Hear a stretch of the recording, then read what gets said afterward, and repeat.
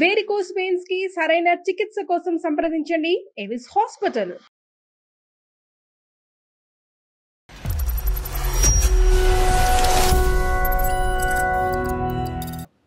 నమస్తే కళ్యాణ్ గారు. నమస్తే జయ గారు. కొడుకే వదిలేసి వెళ్ళిపోయాడు సార్, ఫ్రెండ్ ఇంట్లో ఉంటారని చెప్పేసి. ఓల్డ్ ఏజ్ హోమ్ అని చెప్పాలా, ఇది ఫ్రెండ్ వాళ్ళ ఇల్లు అని చెప్పాడా? ఫ్రెండ్ వాళ్ళ ఇల్లు అని చెప్పేసి వదిలేసి వెళ్ళిపోయాడు. అంటే ఇంకేంటంటే ఫ్రెండ్ ఇల్లు అని చెప్పకపోతే దీనికి ఇంకా వేరే రాద్ధాంతం ఉంటుంది, ఎక్కడ ఇతను ప్రయాణాన్ని ఆపేస్తుంది అనేటువంటి భయంతో ఫ్రెండ్ ఇల్లు అని చెప్పేసి. అంతే కదా రాజు? అంతే అంతే సార్. అది మీ ఈమెయిల్ చెక్ చేసాము, అందులో జర్మనీ అన్నాడు. జర్మనీ వెళ్ళాడు ఇతను? జర్మనీ వెళ్ళాడు, విదేశాలు జర్మనీ వెళ్ళిపోయాడు. మేమేంటంటే మేము ఒక అడుగు ముందుకేసే ముందు అసలు ఈ ఇన్పుట్ అంతా రిలయబులా కాదా అన్నది మేము చెక్ చేసుకోవాలి. కాబట్టి సో ఒకరి దగ్గర నుంచి వచ్చే ఇన్ఫర్మేషన్ కాదు, ఈ 4-5 దగ్గర నుంచి మీరు రాబట్టారు ఇదంతా కూడా. అవును సార్, ఆమెకి ఏదో కొద్దిగా కొడుకుని తన దగ్గర తెచ్చుకుందామని ఆస్తూ నేను ఈ ప్రయత్నం చేశాను సార్. నేను ఫోన్ చేసినప్పుడు 2 times కాల్ కట్ చేసాడు, మళ్ళీ చేస్తా ఉంటే ఒకసారి లిఫ్ట్ చేశాడు సార్. చేసి ఏమన్నాడు? లిఫ్ట్ చేసి ఇంకా చూసుకోలేను, ఆమె పెద్ద వయసు అయిపోయింది కదా, ఇంకా నాకు పని లేదు, నాకు నా జీవితం నేను చూసుకుంటున్నాను, ఇంకా ఆమెతో నాకు ఇంకా అవసరం లేదు అన్నట్టు మాట్లాడుతున్నాడు సార్. ఎలా సార్ అది కన్న తల్లిని అబ్బాయి వదిలేస్తాడు సార్, చెప్పండి. తల్లి అవసరం లేదా? ఎదురు చూస్తూ ఉంటాను పాప ఆమె. అదే రెక్కలు వచ్చాక ఎగిరిపోయాడు. అసలు ఎవరు తోడలేరు. ఇప్పటికైనా ఇప్పుడు ఈ పరిస్థితి అనేటటువంటి దాంతో ఇప్పటికైనా ఇవిడ అవగాహన వచ్చిందా ఇవిడికి? ఇంకా 3 years నుంచి పాపం పొద్దున్న లేగడం, పాపం బట్టలన్నీ చదువుకోవడం, రెడీ అవడం, కొడుకు వస్తాడని చెప్పి ఎదురు చూపులు చూడడం, పాపం ఆతురత చూస్తుంటే నాకు ఎంత బాధ అనిపిస్తుంది సార్. పాపం చెప్పండి, కొడుకు వస్తాడు ఎక్కడ ఆయనేమో రావట్లేదు, ఫోన్ లిఫ్ట్ చేయట్లేదు, నేను మాట్లాడుతుంటేనేమో అతనేమో నాకేం సంబంధం లేనట్టు మాట్లాడుతున్నాడు. అక్కడ ఓల్డ్ ఏజ్ హోమ్ లో వాళ్ళు దాన్ని నిర్వహించే వాళ్ళు కానీ వార్డెన్స్ వాళ్ళు ఉంటారు కదండి, వాళ్ళు ఏమంటున్నారు రాజు గారు? ఏమంటున్నారంటే కొంచెం కేర్ వాళ్ళు ఏం చెప్పారంటే, కొంచెం సుమన్ టీవీని వాళ్ళు అప్రోచ్ అవ్వండి, మీకు ఒక సమస్య అనేది పరిష్కారం చేస్తారంటే మిమ్మల్ని అప్రోచ్ చేయనండి మేడం. Very good. సో మీరు చేసినటువంటి ప్రయత్నాలు ఫలించలేదు కాబట్టి ఒకసారి అందమైన జీవితం ద్వారా ఒక ప్రయత్నం చేద్దామని మీరు అవును సార్ అనుకున్నాను సార్.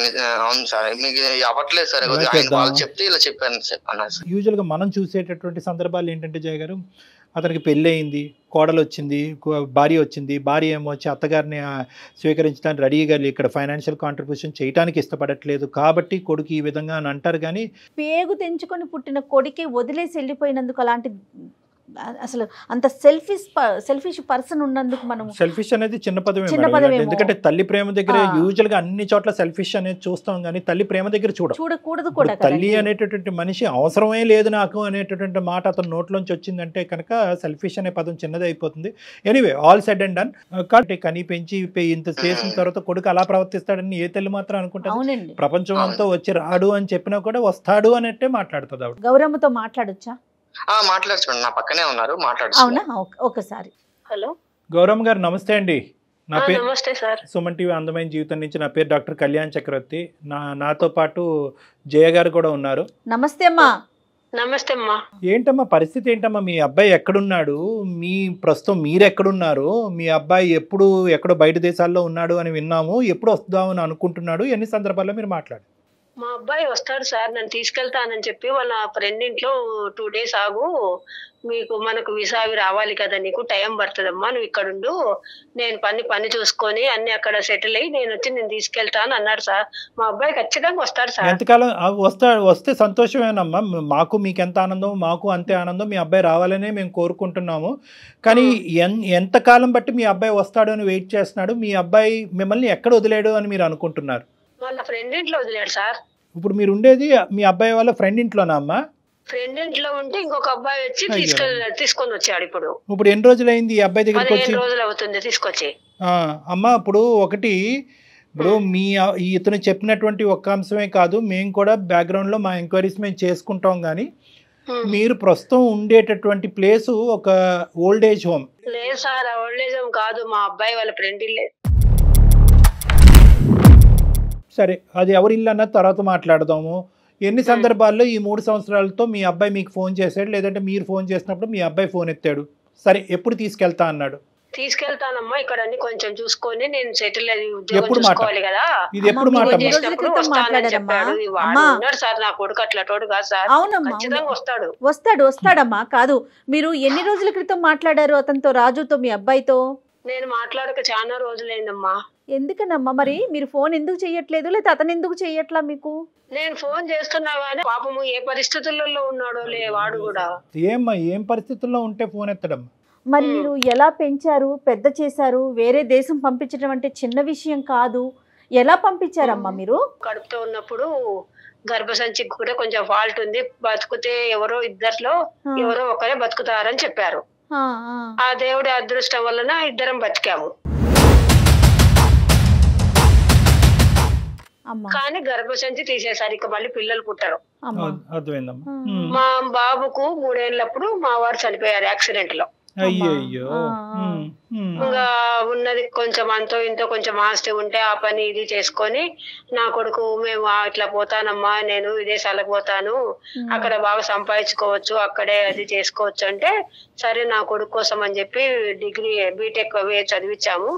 అది అయిపోయిన తర్వాత అక్కడికి వెళ్ళాలంటే అన్ని తెచ్చుకొని కొంచెం డబ్బులు ఖర్చు పెట్టి అన్ని చేసుకున్న తర్వాత 23 ఏళ్ళప్పుడు వెళ్ళాడు. మీకున్న ఆసరాగా ఉన్న ఒక ఇంటిని కూడా మీరు అమ్మేశారని తెలిసింది. అవునమ్మా, అన్ని అమ్మేశామమ్మా, ఏం లేదు. వాళ్ళ ఫ్రెండ్ ఇంట్లో నన్ను 2 days ఉండు, అన్ని పాస్పోర్ట్ వీసా రావాలి కదా, నేను తీసుకెళ్తానని నా కొడుకు కోసము నేను అన్ని చేసిన. నా కొడుకు మంచోడమ్మా, వస్తాడు. వృద్ధాశ్రమంలో పడేసి వెళ్ళాడమ్మా, కంప్లీట్ గా మీకు టోపీ వేసి మోసం చేశాడు. ఇంత ఘోరాతి ఘోరం అంటే ఒక కొడుకు ఒక తల్లిని ఇంత ఘోరాతి ఘోరంగా మోసం చేయటం అనేది నేను చూడలేదు ఇక్కడ. గౌరీ గారు, మీరు ఇంత కష్టపడ్డారు, చిన్నప్పటి నుంచి మీ కొడుకుని పెంచి ఈ స్థాయి వరకు తీసుకొచ్చారు. ఇతని మానసిక పరిస్థితులు ఏమైనా లోపం ఉందమ్మా? చిన్నప్పటి నుంచి ఏమైనా స్వార్థపూరితమైన ఆలోచనలు, తల్లి అంటే ప్రేమ అంటే ఎక్కడికక్కడ అవసరం అట్లా ఏం లేదు సార్, తల్లిని బాగా చూసుకుంటాడు. అసలు అందరు ఎందుకు ఎలా మాట్లాడుతున్నారు? కాదు సార్, మా అబ్బాయి ఖచ్చితంగా వస్తాడు. మీ అబ్బాయి గురించి మీరు ఆవగించి అంత తప్పు కూడా చెప్పట్లేదు, కానీ వస్తాడు వస్తాడు వస్తాడు అందరూ అలాగే మాట్లాడుతున్నారు. ఇక్కడ వదిలిపోయారు వాళ్ళు, నిన్ను ఇట్లా వదిలేసిపోయారు, వీళ్ళు నిన్ను ఇట్లా వదిలేసిపోయారు, రకరకాలుగా మాట్లాడుతున్నారు సార్. లేదు, ఏ ఇబ్బందిలో ఉన్నాడో ఏమో.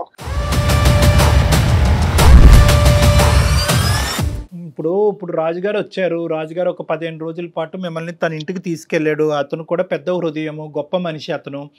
ఎంతో మంది కానీ ఈ విధంగా ఆలోచించేటటువంటి మనస్తత్వం ఉండదు. ఈ రోజుల్లో అలాంటి వ్యక్తి మీకు ఉండటం, అతను చేసేటటువంటి ప్రయత్నం ఈ రోజు ఫలించుంటే మీరు మీ అబ్బాయి దగ్గర ఉండేవారు.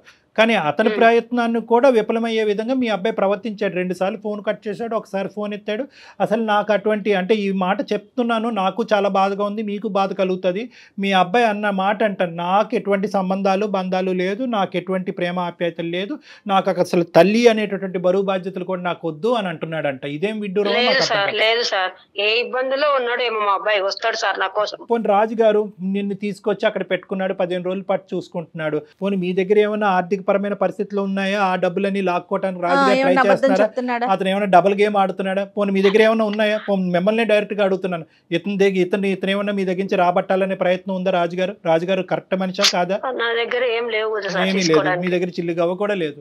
మేము చేసేటటువంటి కొన్ని ఎంక్వైరీస్ లో రాజుగారి యొక్క పరిస్థితి కూడా కనుక్కున్నాం. అతను ఇలాంటి సేవా కార్యక్రమాలు, ఒక NGO ఆర్గనైజేషన్ నడుపుకుంటున్నాడు, ఒక సామాజికవేత్త. ఇలాంటి మంచి కార్యక్రమాలు చేసుకుంటూ పోతా ఉంటాడు. అతనికి ఇంకొక ఆలోచన, తెలియదు సార్. మా అబ్బాయి ఫ్రెండే పంపించినాడు, తీసుకొచ్చినాడు అని నేను అనుకుంటున్నాను. అదే, మీరు ఇంకా ఆ లూప్ లోనే కాదుమా. 3 ఏళ్ళు అవుతుంటే గౌరమ్మ, ఒక 5 నిమిషాలు మీతో మాట్లాడటానికి టైం లేదా అతనికి? మీరు ఇబ్బందులలో ఉన్నాడు, 24 గంటలు తల్లితో మాట్లాడటానికి ఒక 5 నిమిషాలు కేటాయించలేడా రోజులో? మాట్లాడతాడు, వస్తాడు, నా కొడుకు నా కోసం ఖచ్చితంగా వస్తాడు. సరే, మీ బలమైన నమ్మకమే ఫలించాలని మేము ఇప్పటికీ కూడా అనుకుంటున్నాం. మా తరపున మేము కూడా ఒక ప్రయత్నం చేసి అసలు అతను ఏమంటాడు అనేది, ఎందుకంటే తల్లిగా మీరు అంత బలంగా మీ అబ్బాయిని ప్రేమిస్తూ అతనే వస్తాడు కాపాడుతాడు అనేటటువంటి ఆలోచన మేము రివర్స్ చేయాలని అనుకోవట్లేదు. పెంపకంలో మా అబ్బాయిలో అట్లాంటి ఫాల్ట్ ఏమన్నా ఉంటే నాకు తెలిసేది కదా సార్, అలాగా ఎప్పుడు బిహేవ్ చేయలేదు. పాయింట్ అదే మాకు విచిత్రంగా అనిపిస్తుంది. ఎందుకంటే అతని యొక్క స్వార్థపూరితమైనటువంటి ఆలోచనతో డబ్బులు ఇక్కడ తీసేసుకుని విదేశాలు వెళ్ళిపోయి అతని అవసరాలు తీర్చుకునేటటువంటి వ్యక్తిత్వం ఈ 21-22 సంవత్సరాల్లో ఒక అవగింజంతా కనిపించట్లేదు మీకు. సో మీ మనసులో ఉండేటటువంటి, ఒక్క నిమిషం వినండి గౌరవ్ గారు, మీ మనసులో మీ కొడుకు మీద ఉండేటటువంటి ప్రేమ, ఏదైతే అభిప్రాయం ఉందో అది మేము మార్చాలి అని అనుకోవట్లేదు. అసలు అతని మనసులో ఏం దాగి ఉంది అనేది ఒకసారి ఫోన్, అతను డైరెక్ట్గా జర్మనీ అయినా కూడా మేము కనెక్ట్ చేస్తాము. ఈ ఏదైతే సంభాషణ నేను జయ గారు రాజు గారు ఉంటామో ఈ సంభాషణలో మీరు ఉండొద్దమ్మా.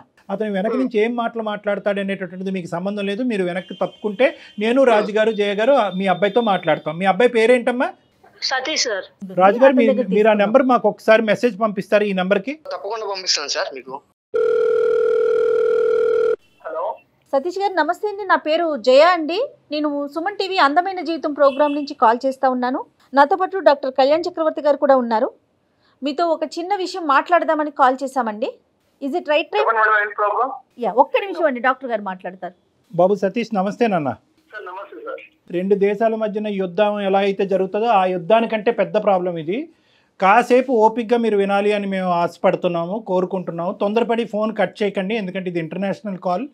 మేము చాలా పెద్ద రెస్పాన్సిబిలిటీ తీసుకుని మీకు చేయటం జరుగుతుంది. మీరు కట్ చేస్తే కనుక, మళ్ళీ మీరు అందుబాటులో రాకపోతే కనుక ఇక్కడ ఒక ప్రాణానికి చాలా భయంకరమైనటువంటి అన్యాయం చేసినటువంటి వాళ్ళు మనం అవుతాం అనేది నా అభిప్రాయం. కాబట్టి దయచేసి ఓపిక్గా వినండి, ఆలోచించండి, అడిగే ప్రశ్నలకు కొన్ని సమాధానాలు చెప్పండి.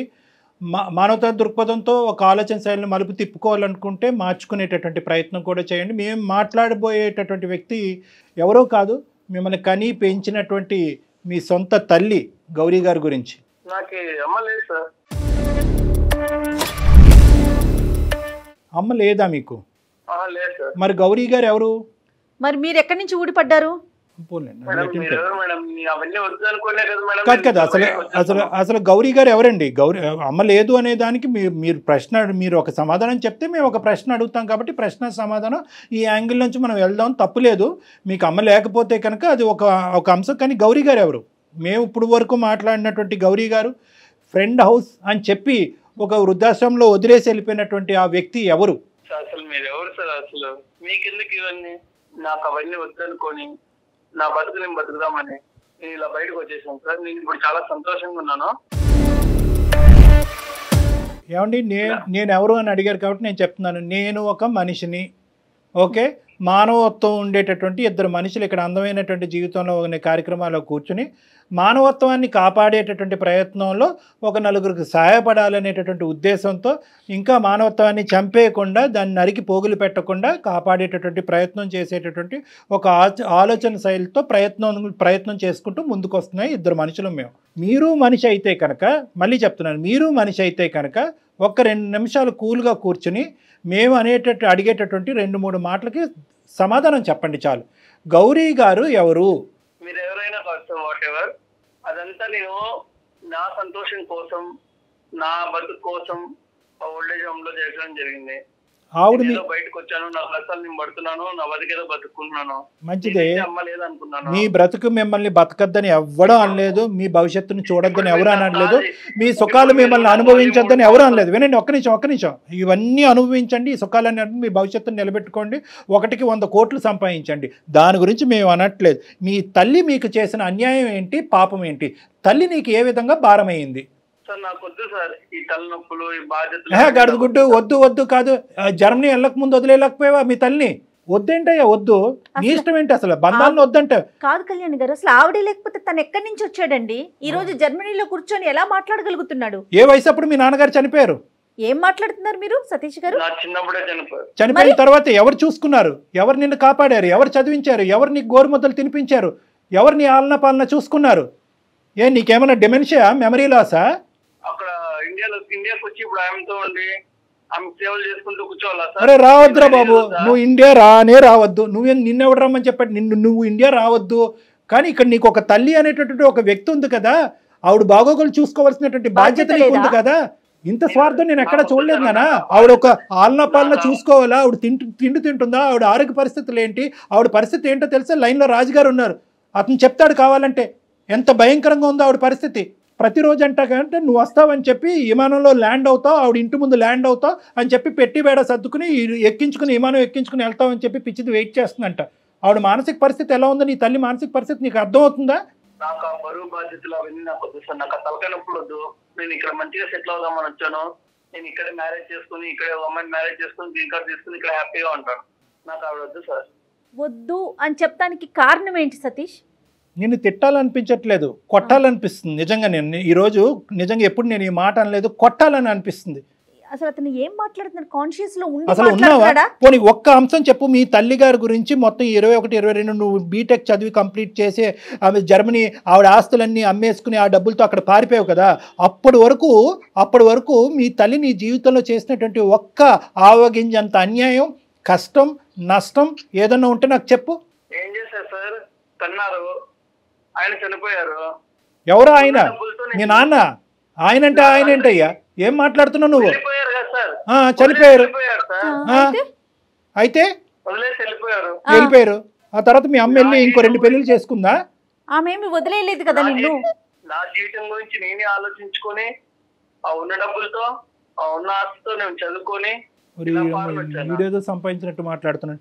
అలా కాదయ్యా, మీ అమ్మ పడినటువంటి కష్టం ద్వారా వచ్చినటువంటి పైసాతో నువ్వు చదువుకున్నావు కదా, ఎందుకు నీ బ్యాక్గ్రౌండ్ ఎందుకు మర్చిపోతున్నావు? నీకేమైనా మెంటల్ ప్రాబ్లం ఉందా, డిమెన్షియా ఉందా, మరుపు ఉందా? ఎందుకంటే నార్మల్ స్థాయిలో ఉండేటటువంటి చదువుకున్నటువంటి చదువు అసలు ఆ సందర్భం, తల్లి కొడుకులు ప్రేమకి చదువు అనేటటువంటిది ఆ సందర్భం. కానీ నువ్వు చదువుకున్నావు, ఎంత బాధలు పడుతూ నేను ఈ స్థాయి వరకు తీసుకొచ్చింది. ప్రతి అంశం చూసిన తర్వాత ఇంత నువ్వు కఠినంగా మాట్లాడుతున్నావు అంటే కనుక అసలు నీ మైండ్ ఉందా పోయిందని నాకు డౌట్గా ఉంది. ఎందుకు నాన్న ఇప్పుడు నువ్వు గ్రీన్ కార్డ్ కావాల్సినటువంటి ఒక అమ్మాయిని పెళ్లి చేసుకుని అక్కడే సెటిల్ అవుతాను అంటున్నావు అంటే గ్రీన్ కార్డ్ గురించే చేసుకుంటావా లేదంటే ఒక బంధం గురించి చేసుకుంటావా? బంధాలు ఈ బంధాలు వద్దు కానీ ఆ బంధాలు కావాలా నీకు? నీకు పెళ్లి కావాలి, భార్య కావాలి, పిల్లలు కావాలి, మరి నీకు తల్లి వద్దా? ఏ విధంగా నీ తల్లి బరువు అయింది? ఏ విధంగా నీ తల్లి నీకు అన్యాయం చేసింది నీ జీవితంలో? ఒక్క మాట నాకు చెప్పినన్నా. నిన్ను తిడితే కనుక ఫోన్ పెట్టేస్తావు అనే భయంతో ఇంకా తిట్టలేకపోతున్నాను. నువ్వు తిడితే కనుక నువ్వు ఫోన్ పెట్టేస్తావు. ఫోన్ పెట్టేస్తే కనుక నువ్వు నాకు దొరకవు. నాకు దొరకకపోతే ప్రపంచంలో ఎవరికి దొరకవు. ఆవిడ జీవితాంతం అలా పెట్టి సర్దుకుని మేకప్ వేసుకుని ఆవిడ చీర బొట్టు పెట్టుకుని అలా కూర్చుని నువ్వు వస్తావు వెయిట్ చేస్తూ ఆవిడ పిచ్చిదైపోద్ది. కళ్యాణ్ గారు, మీరు ఒక మంచి పని ఏంటో చేశారు చెప్పనండి. ఆవిడమ్మ మీరు లైన్లో ఉండమాకండి, అతనితో మేమే మాట్లాడతామని. ఆ తల్లి వినిందంటే గుండె పగిలిపోయేదండి పాటికి అతను మాట్లాడే మాటలకి. రాజుగారు అప్పుడప్పుడు ఇతను మేము మాట్లాడితే ఇతను నమ్మట్లేదు. ఒక్కసారి మీ వర్డ్స్ లో ఆవిడ ఎంత భయంకరమైనటువంటి పద్ధతి. ఏమండి ఒక్క నిమిషం సతీష్ గారు, రాజు గారు ఒక ఎన్జిఓ ఆర్గనైజేషన్ నుంచి వచ్చినటువంటి ఒక పెద్ద మనిషి, ఒక మానవతా దృక్పథం ఉండేటటువంటి ఒక సంఘ సేవకుడు. అతను ఏంటంటే ఆ వృద్ధాశ్రమంలో చాలా మందిని చూశాడు. కానీ అందరికంటే భయంకరమైనటువంటి పొజిషన్ ఈవిడ చూసి ఇతను మనసు కరుక్కుమని ఇది బాధ కలిగి అతను ఏం చేశారంటే మీకు ఫోన్ కలిపాడు. మీరేం చేశారు? 2 సార్లు ఫోన్ కట్ చేశారు. యాజ్ యూజువల్ మీకు అలవాటే కదా ఫోన్లు కట్ చేయడం. కట్ చేసి 3వసారి ఎత్తి ఆవిడ నథింగ్ డూయింగ్ అండి అని చెప్పి ఫోన్ మళ్ళీ పెట్టేశారు. ఆవిడ ఎవరో నాకు సంబంధం లేదని పెడతారు. అయినా కానీ ఆ మనిషి అక్కడ వదలలేదు. ఆ మనిషి అక్కడ వదలకుండా ఏం చేశాడంటే కనుక అది మానవత్వం అంటే అండి, అది మనస్తత్వం అంటే, అది ప్రేమ అంటే. ఏ సంబంధం లేకుండా ఒక సంబంధాన్ని క్రియేట్ చేసుకున్నారు. మీరేమో వచ్చి ఉండేటటువంటి ఒక తల్లి కొడుకుల బంధాన్ని కాలుకేసి తొక్కేసుకుని ఆయన అప్పుడు పోయాడు కదండి, ఆయన అక్కడ పోయాడు అని చెప్పి చనిపోయినటువంటి మీ తండ్రిని కూడా అవమానించేటటువంటి మానసిక పరిస్థితిలో మీరు ఉన్నారు. ఒక్కసారి అతనితో మాట్లాడండి. మీ అమ్మగారి యొక్క మానసిక, ఇప్పుడు మీ అమ్మగారితో మాట్లాడితే ఎంత విచిత్రమైన పరిస్థితితో తెలుసా? ఏమండి మా అబ్బాయి గురించి అలా మాట్లాడుతున్నారు అందరూ అసహ్యంగా. ఇది తప్పండి. మా అబ్బాయి గురించి ఎవరు అలా మాట్లాడకండి. ఈరోజు కాకపోయినా రేపొద్దున మా అబ్బాయి వచ్చి నన్ను పట్టుకెళ్తాడండి. నేను ఇప్పటికీ కూడా మా అబ్బాయి స్నేహితుడి ఇంట్లో ఉన్నానండి, వృద్ధాశ్రమంలో లేనండి, ఓల్డేజ్ హోమ్లో లేనండి అని చెప్పి ఆవిడ వాదన వినిపిస్తుంది నిన్ను సపోర్ట్ చేసుకుంటూ. ఆవిడ నీ మీద ఉండేటటువంటి ప్రేమ నీకు 1000వ వంతు కూడా లేదు. 1000వ వంతు, 100వ వంతు కూడా, 1000వ వంతు కూడా లేదు. ఏం పుట్టుకయ్యా, ఏం జీవితం ఇది? చదివేసి సుఖాలు అనుభవించి మేడలు కట్టేస్తే సరిపోద్దా? తల్లి ప్రేమను కాలుతో తొక్కేస్తావా? ఒకసారి రాజుగారు మాట్లాడతారు, విను. సతీష్ గారు, ఎందుకండి నాకు ఫోన్ చేసి సార్కి డిస్టర్బ్ చేస్తున్నారు? ఎందుకంటే ఏంటండి పాప ఆమె తల్లి మీ కన్న తల్లే కదా సార్. మీకు ఇప్పుడు ఆమె యొక్క జన్మ ఇచ్చి మీకు అది ఇచ్చి అన్ని పంపిస్తుంటే మీరు ఫోన్ చేస్తుంటే ఫోన్ కట్ చేసుకుంటారు. పాప ఆమె ఎంత ఆవేదన పడుతుందో తెలుస్తుందా? చెప్పొద్దు కదండి. ఆమె బాధ నాకు ఎంత, మా తల్లి అనుకుని మా దగ్గర పెట్టుకొని చూసుకొని పాప ఆమె సమస్య పరిష్కారం చేద్దామని నేను వచ్చి పాప ఆమె దగ్గర 15 రోజుల దగ్గర నేనే పెట్టుకుని ఫోన్ చేసి కట్ చేస్తారు. పాప ఆమె ఇంకా మీకోసం ఎదురు చూస్తూనే ఉంది సార్. మీరు ఏంటి సార్ అలా మాట్లాడతారు? మీరు ఆమె పంపిస్తేనే కదా సార్ మీరు వెళ్ళింది అక్కడికి. కష్టపడి పాపం ఆస్తులన్నీ అమ్ముకొని డబ్బులుంటే మీకు పంపించి అక్కడికి ఎందుకు? మీరు మీ జీవితం బాగుండాలనే కదా ఆమె ఆశ. మీరేం ఇలా మాట్లాడతారు? అవసరం లేనట్టు మాట్లాడతారు ఏంటండి? చెప్పండి సార్. ఆవిడ తెచ్చుకొని నేను ఇక్కడైతే పెట్టుకోలేను. సతీష్, నేను ఒకటే మాట చెప్తున్నాను. ఇక్కడ వృద్ధాశ్రమంలో పెట్టేటటువంటి పిల్లలు ఎక్కడో ఓల్డేజ్ హోమ్స్లో, మంచి పాష్ ఓల్డేజ్ హోమ్స్ ఉన్నాయి, చాలా ప్రైవేట్ ఓల్డేజ్ హోమ్స్ ఉన్నాయి. అమెరికాలోని ఇలాంటి దేశాల్లో ఉండేటటువంటి చాలామంది, వేరే విదేశాల్లో ఉండేటటువంటి చాలామంది పిల్లలు అక్కడ పెడుతున్నారు. వాళ్ళకి కావాల్సినటువంటి అవసరాలు కల్పిస్తున్నారు, సదుపాయాలు కల్పిస్తున్నారు, మెడికల్ ఇన్సూరెన్స్లు కడుతున్నారు, మెడికల్ ఫెసిలిటీస్ అవైలబుల్ చేస్తున్నారు. సో వాళ్ళందరినీ మనం అవమానించట్లేదు. ఇక్కడ మేము చెప్పేది ఏంటంటే మీ అమ్మను పట్టుకెళ్తారా లేదా అనేటటువంటి అంశం గురించి మేము ఇక్కడ మాట్లాడట్లేదు. మీ అమ్మగారు ఎక్కడైతే ఉన్నారో అక్కడ సుఖంగానే ఉండటానికి రకరకాల మార్గాలు ఉన్నాయి. ఒక ఫోన్ కాల్ సరిపోద్ది. అమ్మ అన్నం తిన్నావా, పడుకున్నావా, నిద్ర పడుతున్నావా, టైంకి మందులు వేసుకుంటున్నావా, చాలదా? ఇప్పుడు ఏదో నిన్ను తీసుకెళ్ళి నీ భుజస్కంధాల మీద పెట్టుకుని మోయవలసినటువంటి తల్లి ప్రేమ అనేటటువంటిది ఏదో ఉంటుందో తల్లి కొడుకుల మధ్యన ప్రేమ, అది ఇచ్చి పుచ్చుకోమంటున్నావు అయ్యా బాబు, నువ్వు ఎక్కడ దొరికావు మాకు? దానికి బరువు ఏంటి? మీ అమ్మ ఏదో ఆటోమేటిక్గా అక్కడి నుంచి వచ్చి ఒక సముద్రంలోంచి వచ్చేసో లేదంటే విమానం నుంచి వచ్చేసో నీ పక్కనకు వచ్చి ఉంటాను అనే అంత ఫీల్ అవుతున్నావు ఏంటి? నువ్వు నాకు అర్థం కావట్లేదు. 3 ఏళ్ళు అయింది కదా, మీకు అమ్మని చూడాలని అనిపించట్లేదా? చూడటం పక్కన పెట్టండి మేడం, ఫోన్ ఎత్తే చాలు. కనీసం మాట్లాడాలని కానీ చూడాలని కానీ. డాక్టర్గా నా దిక్కు తోచినటువంటి పరిస్థితి, ఎందుకంటే నిన్ను తిట్టలేను, కొట్టలేను, ఎందుకంటే ఎదురుగుంటా లేవు, ఎక్కడో దేశాల్లో ఉన్నావు. కొడితే తిట్టే నీకు కోపం వస్తుంది, నువ్వు ఫోన్ కట్ చేస్తావు. ఫోన్ కట్ చేస్తే కనుక ఎవరు బాధితులు? మేం కాదు బాధితులు, ఆవిడ బాధితురాలు. నేను ఇప్పటికీ కూడా ఒకే పాయింట్ నాకు అర్థం, నీ మీద కోపం వస్తుంది, నువ్వు ఎక్కడి నుంచి ఊడిపడ్డావు, నువ్వు ఎవరికన్నారు, తల్లిని అలా మాట్లాడతావేంటి, తండ్రిని అలా మాట్లాడతావేంటి అని ఇలా రకరకాలు అన్నా కూడా ఏదో ఒక కలత నీ మనసు లోపల ఉంది అనేది నాకు అనిపిస్తుంది. ఏం జరుగుతుంది ఇక్కడ సతీష్? నీ మనసు మార్చడానికి నేను ఎటువంటి ప్రయత్నం చేయాలి? జర్మనీ రమ్మంటావా? వస్తా. ఏం సతీష్ చెప్పు నాన్న, ఏంటి అసలు నీ మనసులో ఏంటి? చిన్నప్పటి నుంచి నువ్వు ఎదిగినటువంటి విధానం, పద్ధతులు అవి చెప్పు, ఏమైంది? నాకు ఏం చేయాలో అర్థం కావట్లేదు సార్. చిన్నప్పటి నుంచి అన్ని బాధలు, అన్ని కష్టాలు, ఏం చేయాలన్నా ఎవరు సపోర్ట్ ఉండేటోళ్ళు కాదు. కానీ అమ్మాయి కదా నాన్న నీ గురించి కష్టపడింది, మరి ఆ అమ్మనే ఎప్పుడు నో అంటున్నావు ఏంటి? నాకు అర్థం కావట్లేదు ఈ డైలమా. ఆవిడని చూస్తే నాకు బాధ వేస్తుంది సార్. అమ్మని చూస్తే నీకు బాధగా ఉందా? నేను చాలా కష్టాల్లో పుట్టి పెరిగాను సార్ నేను. అవును అవును, అమ్మ నువ్వు ఇద్దరు అన్ని నాకు నేనే చూసుకున్నాను. అమ్మని ఏమని అడిగినా అమ్మ దగ్గర ఏమి ఉండేది కాదు. కాలేజ్ ఫీజు అవి మాత్రం అటు ఇటు అడ్జస్ట్ చేసేది, కానీ చాలా కష్టపడేది సార్. కానీ ఇప్పుడు నువ్వు అంటే నాకు ఇదంతా అర్థం అవుతుందని, కానీ ఇప్పుడు అమ్మ మొహం చూస్తే నీ ఎందుకు నువ్వు అంత ఇది ధిక్కరిస్తున్నావు? ఎందుకు అమ్మ మొహం చూడకూడదు అనుకుంటున్నావు? అమ్మ మాట వినకూడదు అనుకుంటున్నావు? అమ్మ మొహం చూస్తే నేను ఉండలేను సార్. ఆ జ్ఞాపకాలన్నీ మొత్తం నా కళ్ళ ముందే ఉంటాయి సార్. నేను దాన్ని ఏ పని చేయలేకపోతాను వింటే. అమ్మని చూస్తే అవన్నీ గుర్తొస్తున్నాయి కాబట్టి ఆ పాత జ్ఞాపకాలు మూసేయటానికి ఏకైక మార్గాన్ని నువ్వు ఎంచుకున్న మార్గం ఏంటంటే తల్లే లేదు అని అనుకోవటం, అంతేనా? అంతే సార్. లాస్ట్ కి నేను మొదలైంది సార్. నేను బంధుత్వాలు మొదలైంది అవ్వాలి. ఏం లాజిక్ రా దేవుడా. నుంచి పడ్డది చాలు సార్. నువ్వు పడిన బాధ గురించి బాధపడ్డారా సతీష్? మీతో పాటు అమ్మ బాధపడలేదా? నాకెందుకు ఈ బాధ్యతని మిమ్మల్ని ఎక్కడైనా వదిలించేసుకున్నారా? కానీ నువ్వు చెప్పే లాజిక్ ఒక్కసారి ప్రేక్షకులు అది మ్యాచ్ అంటే అతనికి అది లాజికల్ గా అనిపిస్తుంది. అంటే అతను ఏంటంటే నన్ను at the end of the day నువ్వు ఎంత ఏడ్చి ఎంత జుట్టు పీక్కుని బాధ పెట్టుకుని బట్టలు చింపుకుని ఏడ్చినా కూడా at the end of the day మేము దీనికి పెట్టేటటువంటి పదం స్వార్థం. ఆ స్వార్థం అనేటటువంటిది చిన్న పదం అనుకుంటే కనుక ఇంకా పెద్ద పదం వాడండి డాక్టర్ గారు అని ప్రేక్షకుల్లో ఎవరన్నా కోరుకుంటే నేనైతే మాత్రం నీకు నచ్చినా నచ్చకపోయినా దాన్ని రాక్షసత్వం అంటాను. రాక్షసుల యొక్క తల్లిదండ్రులను కూడా వాళ్ళు ప్రేమిస్తారేమో, ఇంత ఘోరంగా ఎవరు మాట్లాడరు నాన్న. నీ లాజిక్ ఏంటంటే సార్ చిన్నప్పటి నుంచి నేను అనుభవించాను, ఆ 20-21 ఇయర్స్ పాటు నాకు కావాల్సినవన్నీ తిన్నాను, నాకు కావాల్సినటువంటి సుఖాలన్నీ అనుభవించాను, నేను ఇవే మాటలు మాట్లాడతాను నాన్న. ఎందుకంటే కనుక మీ అమ్మ కష్టాన్ని నువ్వు ఇక్కడ ఒక రికగ్నైజ్ చేయకుండా మీ అమ్మ పడినటువంటి కష్టాన్ని అంతా కూడా స్వార్థపూరితంగా వాడేసుకుని నీ తిండికి నీ తిప్పలకి అన్నిటికీ వాడేసుకుని, చదువుకు వాడేసుకుని, అమెరికా వెళ్ళటానికి జర్మనీ వెళ్ళటానికి వాడేసుకుని, ఈరోజు నాకు ఆ పీడకలు ఉన్నాయి, ఆ భయంకరమైనటువంటి జ్ఞాపకాలన్నీ ఉన్నాయి, ఈ జ్ఞాపకాలన్నీ కూడా జీవితాంతం నేను స్మరిస్తూ ఉండలేను, మా అమ్మని చూస్తే ఆ జ్ఞాపకాలు ఇంకా ఎక్కువైపోతాయి, కాబట్టి ఈ జ్ఞాపకాలు ఈ మెమరీస్ నా పాస్ట్ చైల్డ్హుడ్ మెమరీస్ నేను ఫేడ్ అవుట్ చేయాలి అంటే మా అమ్మకు ఒక దండం పెడుతున్నానంటే ఇదే న్యాయం నాన్న? డాక్టర్ గారు అలా గుర్తొస్తా ఉంటుందండి. అదే అంటున్నాడు అసలు ఉండదు. పూజ చేయాలమ్మా, ఆవిడ పాదాబంధనం చేసుకుని పూజ చేయాలి. నువ్వు ఒక డిప్రెషన్ లో ఉన్నావు, నీకంటూ ఒక భయంకరమైనటువంటి ఒక మానసిక వేదన, ఒక డిప్రెషన్ చిన్నప్పటి నుంచి బహుశా ఏంటంటే ఆ బాల్యం పోయిందని అనుకుంటున్నావు. తండ్రి లేక నానా అవస్థలన్నీ నేను పడ్డాను కష్టాలని చెప్పి ఈ రోజు మీ అమ్మగారికి గుడ్ బై చెప్తున్నావు. కానీ ఒక్కసారి ఆ తల్లి యొక్క వేదన నువ్వు విను, నువ్వు ఇలా మాట్లాడితే కనుక నేను ఈ కుర్చీ నుంచి లేచి వెళ్ళిపోతా. రాజుగారు చెప్పండి సార్. గౌరమ్మ గారికి ఒకసారి ఫోన్ ఇవ్వండి. సతీష్ గౌరమ్మ గారు మాట్లాడుకుంటారు, తల్లి కొడుకులు ఇద్దరు మాట్లాడుకుంటారు. బాబు ఎలా ఉన్నావు? ఎక్కడున్నా ఇన్ని రోజులు అమ్మని గురించి పట్టించుకోకుండా రోజు కళ్ళలోకి వస్తున్నావురా.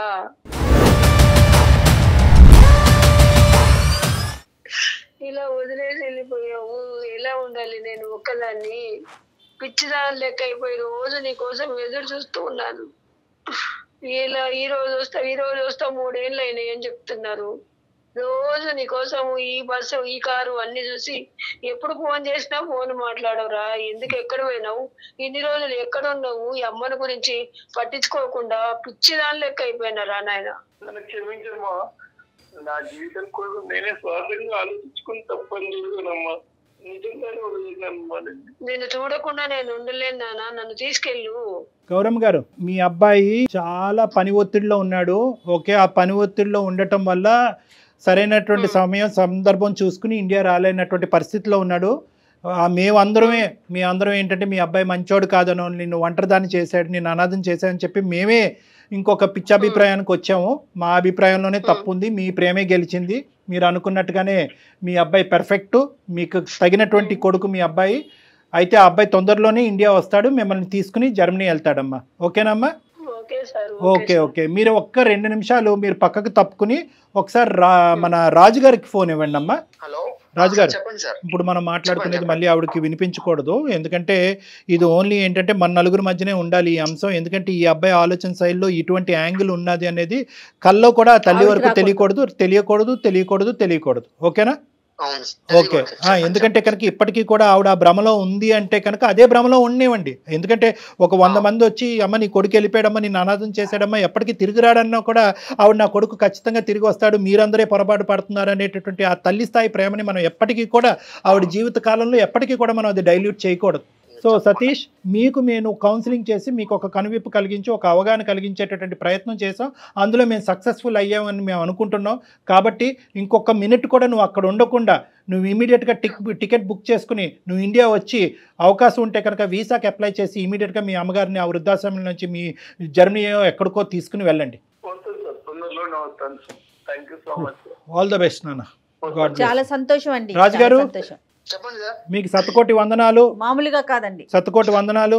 మీలాంటి వాళ్ళు ఇంకా ఈ ప్రపంచంలో ఆవిర్భవించాలి, ఇంకా పుట్టుకు రావాలి, మీలాంటి మనసులు ఇంకా ఉండాలి అనేటటువంటి మంచి ఉద్దేశంతో నేను సెలవు తీసుకుంటున్నాను. Thank you very much. మన ప్రోగ్రామ్ అన్ని దేశాల్లో చూస్తున్నారు కదా మేడం. సో అందరికీ కూడా, అన్ని దేశాల్లో ఉండేటటువంటి అందరి ప్రజానికానికి మనం ఒక మంచి మాట చెప్పాలి అనేటటువంటి ఉద్దేశంతో ఈరోజు ఈ ఎపిసోడ్ ఉపయోగపడుతుందని నేను అనుకుంటున్నానమ్మా. పిల్లలందరికీ కూడా. ఎందుకంటే అందరూ అంటూ ఉంటారు, సార్ మా అమ్మ నాన్న అక్కడ ఉండిపోయారు, అరే కోవిడ్ టైంలో మా అమ్మ నాన్నగారు దగ్గర రాలేదు, కొన్ని సందర్భాల్లో తండ్రిని తల్లిని కానీ కోల్పోయి వీసా పర్పస్ సర్వ్ అవ్వట్లేదని చెప్పి రానటువంటి వాళ్ళు ఉంటారు. అందరికీ ఒకటే మాట, మీరు వచ్చినా రాకపోయినా ఇక్కడ ఉండేటటువంటి వ్యక్తుల యొక్క బాగోగులు దగ్గర నుంచి పర్యవేక్షించి చూసుకుంటూ మాట్లాడుతూ వాళ్ళు నెగ్లెక్ట్ చేయకుండా, మీరు దూరంగా ఉన్నా కూడా వాళ్ళంటూ ఉండేటటువంటి వాళ్ళు ప్రతిరోజు మీ కుటుంబంలోనే, అక్కడ మీ దేశంలోనే, మీ ఇంట్లోనే తిరుగుతున్నట్టుగా మీరు భావిస్తూ వాళ్ళతో ఒక బంధాన్ని కంటిన్యూ చేయటం అనేటటువంటిది చాలా ఇంపార్టెంట్. నెంబర్ 1. ఎన్ని లక్షలు ఎన్ని కోట్లు పెట్టి ఎంత పాష్ వృద్ధాశ్రమంలో మీరు మీ తల్లిదండ్రులు పెట్టినా at the end of the day సంవత్సరానికి ఒకసారి కానీ 2 సార్లు కానీ వాళ్ళ దగ్గరికి రావటం అవకాశం ఉంటే కనుక మీరు వాళ్ళని తీసుకుని వెళ్ళి మీ దగ్గర పెట్టుకోవటం అనేటటువంటిది ఒక సాంప్రదాయం, ఒక బంధుత్వం, ఒక విధమైనటువంటి ఒక ప్రేమ, ఒక ఆప్యాయత. దీన్ని ఎప్పటికీ కూడా మనం నెగ్లెక్ట్ చేయకూడదు. రైట్. ఇవన్నీ లేనప్పుడు, ఈ బంధం అనేదే లేనప్పుడు మన కొన్ని కోట్లు సంపాదించుకొని ఏం ఉపయోగం అండి? అంతే కదా కళ్యాణ్? అంతే. ఇప్పుడు ఇదివరకు లాగా కాదు, వీడియో కాల్స్ వచ్చేసినాయి, చక్కగా చూసుకుంటూ మాట్లాడుకోవచ్చు. టెక్నికల్గా మనం చాలా ముందున్నాం కదా. మీరు అన్నట్టు ఒక్క 5 నిమిషాల తల్లిదండ్రులతో ఒక్క 5 నిమిషాలు రోజుకి మాట్లాడగలిగితే బహుశా గౌరమ్మ లాంటి వాళ్ళు ఉండరేమో అని. ఎందుకంటే ఇప్పుడు ఈ కేసులో కూడా చూసారు మేడం, ఆ అబ్బాయి మనసులో కూడా తల్లి అంటే ప్రేమ ఉంది. ప్రేమతో పాటు ఆ చైల్డ్హుడ్ జ్ఞాపకాలకు సంబంధించినటువంటి ఒక భయం కూడా అతను. ఇప్పుడు మాకులాగా వినే వాళ్ళకి ఏమనిపిస్తుంది అంటే చాలా ఫూలిష్గా ఆలోచిస్తున్నాడు, చాలా షెల్ఫిష్గా ఉన్నాడు అనిపిస్తుంది. కానీ ఇప్పుడు మీరు యాజ్ ఎ డాక్టర్గా మీరు చెప్పేది అంటే తనకి ఆ చిన్ననాటి జ్ఞాపకాలు అలా ఉండిపోయినాయి, మళ్ళీ అందులోకి వెళ్ళిపోతానేమో అనేటువంటి ఒక ఫోబియా కూడా ఉంది మేడం. సో దాని గురించి ఆ ఫోబియాని ఫేస్ చేసే దానికంటే ఆ ఫోబియాకి కారణమైనటువంటి, అంటే ఆ ఫోబియాకి సంబంధించినటువంటి ఒక జ్ఞాపకం ఎవరంటే తల్లి, కాబట్టి తల్లినే దూరం చేసుకునేటటువంటి. రైట్ కళ్యాణ్ గారు, నమస్తే.